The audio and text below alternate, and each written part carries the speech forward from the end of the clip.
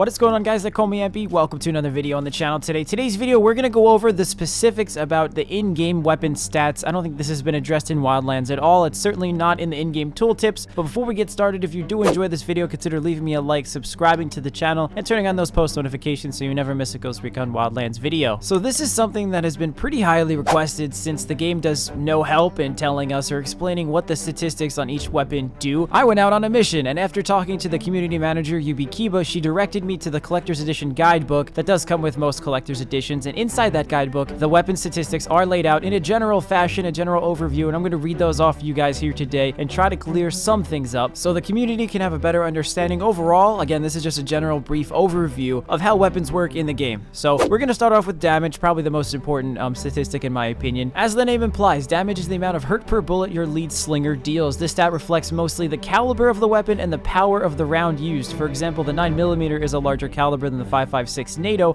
but the 5.56 round travels at a higher speed due to the amount of gunpowder in the cartridge, which buffs the amount of energy delivered on impact. The higher the bar, the higher the damage meter, the more death you'll deal. The lower the damage, well, let's just say there are some headshots. So I think this does a good job of explaining just generally what damage does in the game. 9 times out of 10, a higher caliber will equal more damage, but in the example they gave, sometimes the smaller caliber round combined with more gunpowder in a cartridge can equal more damage. Now, unfortunately, we don't get any statistics based on that gunpowder or how much energy each weapon does. We just get the flat damage, the overall effect of all of that being combined. So definitely less work and less comprehension on our part, but it would have been nice to see the damage, the statistic overall be broken down into individual categories. But, you know, you win some, you lose some. So moving on to range. Range is the distance a bullet will travel before gravity stuffs it to the ground. A higher range stat means your bullet will travel farther before it makes a dramatic curve towards the solid earth below. Really dramatic bullet drop in this game. While a lower stat means you'll need to be up close and personal if you want your bullets to actually hit their targets. Besides distance, range also expresses how well a weapon maintains its damage potential over distance. Weapons with a low range lose a lot of damage quickly at long ranges, while weapons with high range values see the damage per bullet value drop significantly less. Aside from adding additional parts, there's not much that can be done to mitigate a bad range stat. So broken down a little bit more, a high range stat means that your bullets will not only travel farther, it will maintain its damage over distance, aka the damage drop off won't be as significant for those long range shots. So if we're talking snipers here, definitely have higher range, higher damage, and less damage drop off than, let's say, a submachine gun. Rate of fire is pretty self-explanatory. The rate at which your gun fires bullets. A high rate of fire is not always a good thing, as you could probably tell. If your rate of fire is high but your magazine can only hold 20 bullets, you'll burn through those bullets before you could try to compensate for any sway or muzzle climb at all. Low rate of fire might be more stable, might be easier for you guys to control, but it also equates to less DPS, less damage down range, so you're gonna have a harder time taking down targets, especially if you're under enemy attack and you're backed into a corner. You need that extra firepower. Now let's talk about stealth and noise reduction. This stat provides answers to a simple but important question: can this weapon be used for stealth? If the noise reduction is less than a quarter full and/or has no attachable suppressor, then the answer is no. Noise reduction determines the likelihood of being detected by enemies when you fire your weapon. If it is high, you'll be able to take out enemies and they'll be none the wiser. If it is low, though, then you should take note that your gun doubles as a bullhorn, which sounds at every pull of the trigger. The noise reduction stat is really only effective when it's 75% and higher. If it is lower than that, it'll become very difficult to gauge whether or not the enemy will hear you when you make your fire, so making it a toss-up when you'll be detected or not. That's why you should only generally worry about noise reduction if your weapon can have a suppressor equipped. So this stat was pretty interesting. It does say here that if the noise reduction stat, the bar itself, is 75% full or even higher than that, you're gonna have an easy time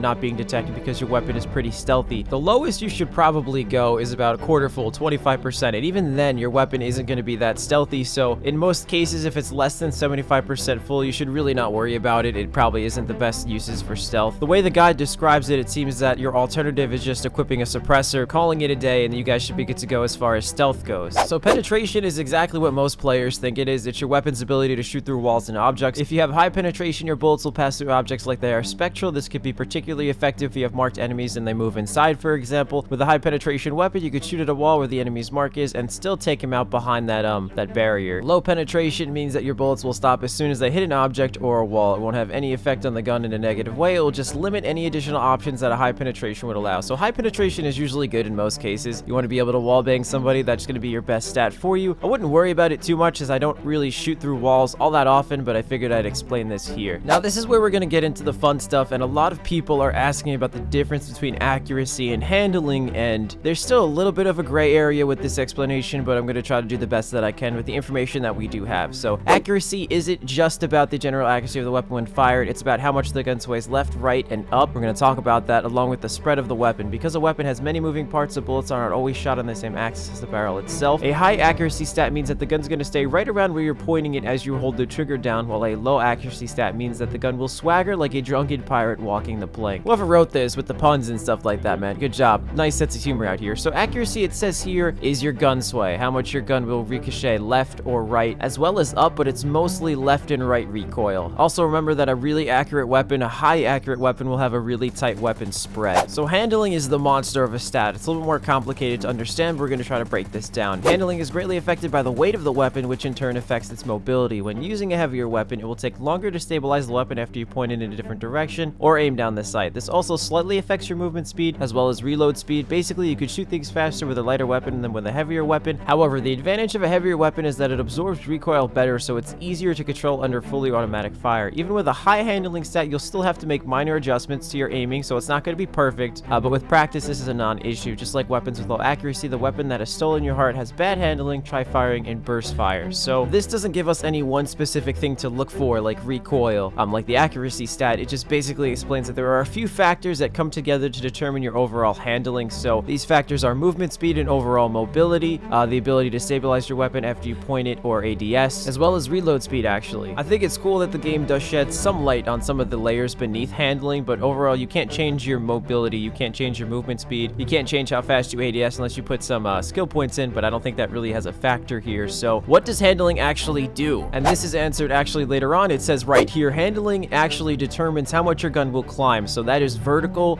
recoil for handling, and it does reinforce the fact that accuracy is actually left and right recoil. Even though it does explain that accuracy can be determined by a vertical kick as well, it's mostly left and right, whereas vertical recoil is basically handling. We finally have some concrete statistics to explain what each stat in the game actually does, and we can better craft builds and understand how the game works now that this video is over. So let's get on to those top rated comments of the day. Dastin, that's my best bet. I'm sorry, dude. Please don't hurt me. Subbed and tap the bell. Amazing content and awesome commentary. Thank you for watching, dude. And I'm sorry I can't do words right. I suck. I'm gonna call you Ben because I don't want to embarrass myself in front of all these people. Are you getting hacked? You should have at least 1 million subs by now. You'll be the next PewDiePie. Sorry for my bad English. I live in Denmark. Now, I don't know about the PewDiePie comment, and I don't know about 1 million subs. I'm just trying to get maybe one more every single day, and I work really hard on it, but your English is fine. And cheers from New York. That's really far away from me, and to be able to say that I have people watching me from that far away is fucking amazing. Thank you so much for watching the videos, man. Ramage? Ram? What do I do? What am I supposed to do in this situation?